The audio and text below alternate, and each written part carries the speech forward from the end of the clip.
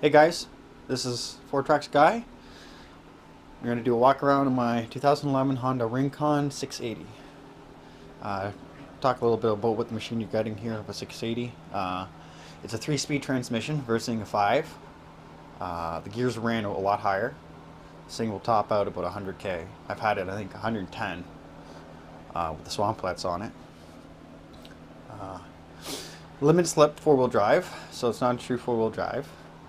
You can't buy them with a diff lock, so you would have to go, I think High Lifter has a part you can install in the diff there for you to lock it up, which I'll probably order this winter. Power wise, like I said, long gears. With the 28s on it, I had to put a gear reduction, 20% gear reduction on there. 27s on there, she was even bogging down a bit in thick mud. She was working hard. So the gear reduction helps out my transmission life. I don't want to destroy that because it's about $3,000 to replace a transmission on this thing. I went with 28 ITP Mega MAYHEMs. Awesome mud tire, and it's smooth on hard packed trail. I'm really surprised.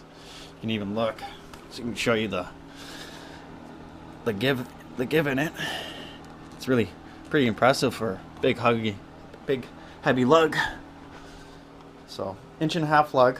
We actually measured it with a vernier this weekend. It's actually a true 1.5-inch lug. Tire, I do believe, I think it's 28.25 inch when I measured it. So just gonna double check right now for you guys.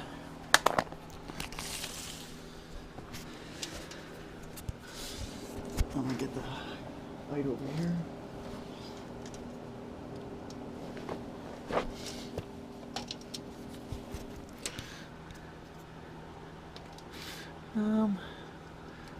Actually, it says here it's about 27.5. Drop the front ones here. Fucking sits on the ruts. Anyways, about 27.5. So, I guess with the, I think it's got 5 psi in it, so maybe them right blowing up they're 28s, but at 5 psi they're 27.5. ITP SD 108 SS rims. They weigh 14 pounds. Tire weighs 34 pounds. Just under 50 pounds. That's what, 48 pounds altogether. It's pretty good for a tire and rim package like this. As you can see, my rims took some good abuse over the years. Actually, it's only been a year, but they've held up pretty good. I abused the machine pretty hard, so it is inspected to get it scratched up and banged up. Just recently installed some heated handle warmers here. There you go, full on. Got all the options. Thumb warmer as well. Power mat wind guards here. Looks good, matches the bike. Didn't really want to put them on, but they really help out in the winter and the wind, so I'm going to probably leave them on too in the summer. Maybe might keep my hands a little bit cleaner, we'll see. Got a 14-inch light bar, Princess Auto Special. I think I paid 80 bucks for it. It is waterproof. Only issue I've had was the fuse. It was right down here when I hooked everything up the way I wanted me to hook it up. Kept getting crap all over it, mud in it, water, blowing the fuse all the time. So I moved the fuse and the relay up here out of the water, as well as all my other electrical, like my hand warmers and whatever else I got electrical. I try to keep up here for relays and fuses. That's helped keep it out of the water. It's a big difference. Since we're talking about water, snorkel. I think it's 4.5, 6 feet right here as standing. Standing up on the bike, if you have the bike doing a water wheelie, you should be good for 6'4" water. I'm not going in anything that deep. Breather lines are hooked up into the pod here. Show you the air box where I hooked everything up. So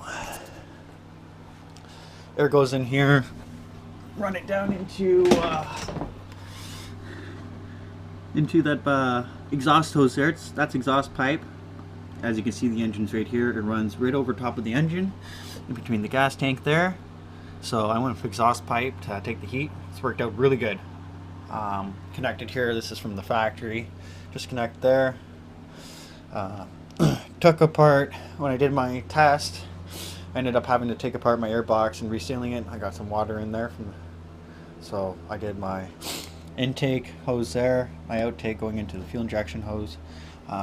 There's a air sensor, took that apart, sealed that up. You have your casing, your oil casing, breather line coming up here, sealed that up.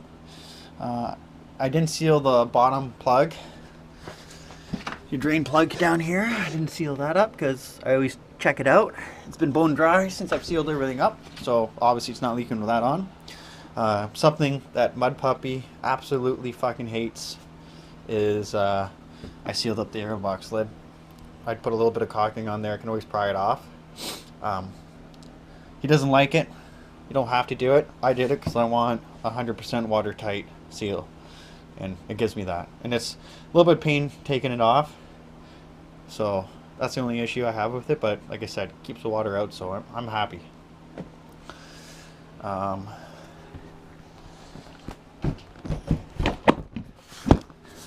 Saying that, I haven't got any water in the engine, the diffs, electrical connections. I like to grease all the electrical connections here, so I haven't had any electrical issues at all. And I've had this rack steep. I've had the LED light actually underwater, so it gives you an idea how deep I've had it. Lift. Let's get in the lift here. So for the lift, I did a 2-inch preflex bracket lift. There it is there. And I also did PVC 2-inch spacer as well. So it's 1/2 inch right there, and I got 3/4 in the rear. Did half because I have more weight in the rear than in the front, so it helps get the machine level the way I got it set up. That's why I went with a bigger one in the rear. If anyone's wondering, it sounds silly, but you know what? At the end of the day, it actually works out really good. Stock suspension, stock axles. They're running with me on it about 20-25 degrees, so it's not too bad.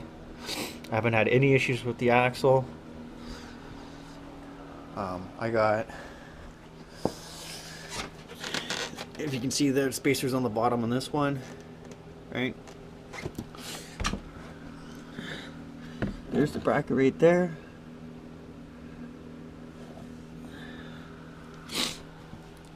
Still got a nice ride with this. I lose some of the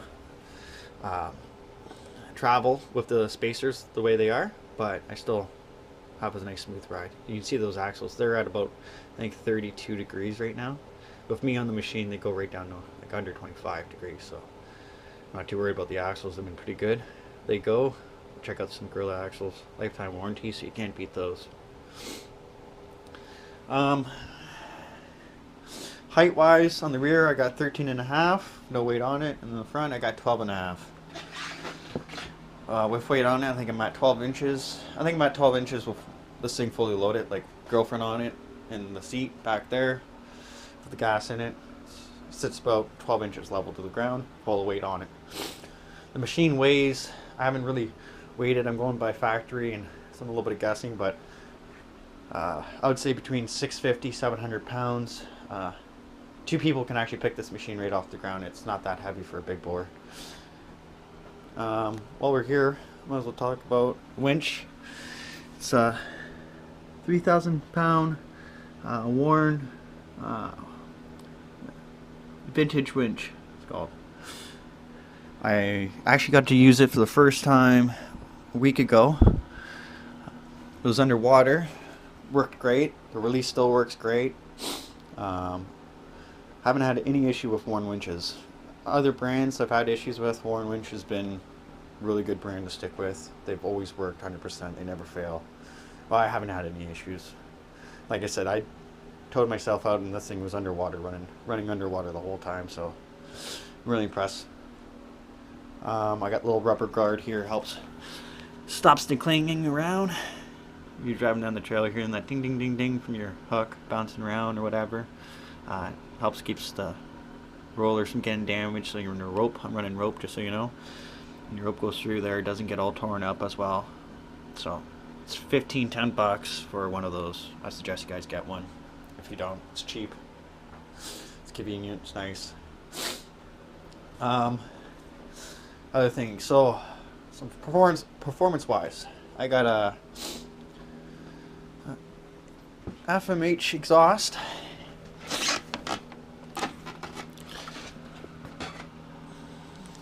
And then I got Power Commander dyno jet. This seat's a pain in the ass.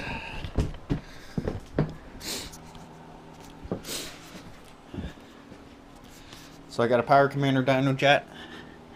I got that tucked away right up in there, if you can see.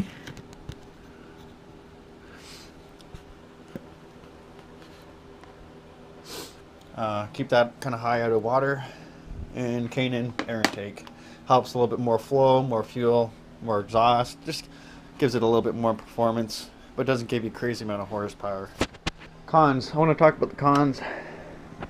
So this bike has, as you can see there, I don't know if you can see, but 4,630K, 207 hours on it. I bought it at 90 hours and 900K. So I've pounded some K on her this year. Issues I've had was wheel bearings. I've had to do the wheel bearings at about 4,000K, and I also put a stick through my axle boot, which I had to replace as well. But that's all the issues I've actually had with this machine. It's been pretty solid, so it's not like a Can-Am where you got to replace a diff, deal with the heating issues, put a new clutch kit on it, power steering on the newer models right are fucked. It's nothing like that where you're chasing problems and you're not even at 1,000K yet. So Honda's been pretty good to me. This is my 4th Honda bike I think I bought. I think the only bike I ever bought that was shit was the Foreman. I had a lot of issues with that. Now, it was an older bike when I did buy it and everything, so I did a lot of work to that thing. The 650 I had, it was mangled. I fixed it all up. It was a good bike. Never had any issues with it other than just wheel bearings. My sister owns it now. She's been driving it. She's had 0 issues with it. So these Honda RINCONs are a pretty good quality bike. Paint job. Did this recently. Girlfriend. I took everything off of her and she went to town. She painted it. I came up with the idea a couple months ago to do it. Something a little bit different no one else does. She ended up doing a beautiful job on it. Really came out nice. I was surprised how good it actually came out. And it's held up pretty good for paint wise, taking the abuse. The seat's always sitting on the rear here. If you guys watch my videos, you always see that seat on. Girlfriend's always with me. A little bit of wear, but you know what? We've gone for 3 rides and this thing just rattles around, so it's done pretty good for wear actually. Pretty impressed how good this is. Hold up. She painted for nail brush. That little Honda sign in. She did a good job on that too, I think. Oh, another thing with the snorkel. A mistake I made. Watching Mud Puppy's videos there, and he has the snorkel stern in 45 degrees, which is a good idea. I didn't do that, so learn from my mistake. When you're in the deep holes, water shoots up or mud or whatever, it ends up splashing going in, and you're cleaning it out, right? So I'm gonna get a sock, K&N air intake, you know, a little paper goes over your filter. Get a sock like that. You can pull it on, pull it off, clean it off if you have to. Other than that, gear reduction, like I said, great horsepower, gives some great torque right to the ground. Wheelies like no tomorrow. Awesome for the wheelies, love it. Wheelies in the mud too. The hookup, these tires really do a good job on hookup. So if you're got a RINCON, throw a 20% gear reduction in there, you'll love it. Now your speed, I think I'm top out, it says 65 there with the bigger tires and the calculation and everything. you're looking at 72 kilometers you're going to top out at. That's redline in this bitch, so really your top speed you're running 60k, 65. With the stock setup, you can actually get it right up to 100k. I've had mine clocked at 110, and that's like redline, open road with the 27 swamp lights on. Anyways, that's the build there, Project Mayhem. Check out my videos on YouTube, get a better idea what this thing can do and the abuse it goes through every day.